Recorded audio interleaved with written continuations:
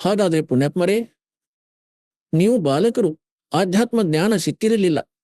ನಾವು ಈ ಬಜರಂಗ ಬಲಿ, ಗಣೇಶನ ಗೀತೆಗಳನ್ನು ಹಾಡಿಕೊಂಡು ನಾವು ಇವರ ಭಕ್ತಿಯೂ ಸಹ ಸರಿಯಾಗಿ ಮಾಡುತ್ತಿರಲಿಲ್ಲ. ಗಣೇಶನದ್ದು, ಶಿವನದ್ದು, ವಿಷ್ಣುವಿನದ್ದು, ಮಾತೆಯದ್ದು ಈ ಸಾಧನೆಯೂ ಸಹ ಈ ದಾಸನ ಬಳಿ ಉಪಲಬ್ಧವಿದೆ. ಅದರಿಂದ ಇವರು ನಿಮಗೆ ಯಥಾರ್ಥ ಲಾಭವನ್ನು ಕೊಡುತ್ತಾರೆ.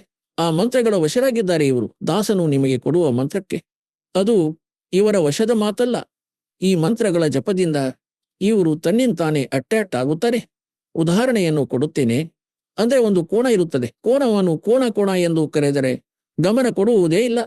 ಅದರದ್ದೊಂದು ಬೇರೆ ಲ್ಯಾಂಗ್ವೇಜ್ ಇರುತ್ತದೆ, ಕ್ಷೇತ್ರಕ್ಕೆ ಅನುಸಾರ.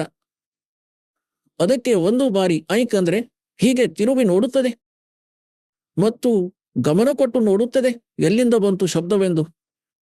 ಹಾಗಾಗಿ ತಿಳಿಯಿರಿ, ಈ ದಾಸನೇನು ನಿಮಗೆ ಮಂತ್ರಗಳನ್ನು ಕೊಡುತ್ತಾನೆ, ಈ ಭಗವಂತರದ್ದು ಪೂಜೆಯಲ್ಲ.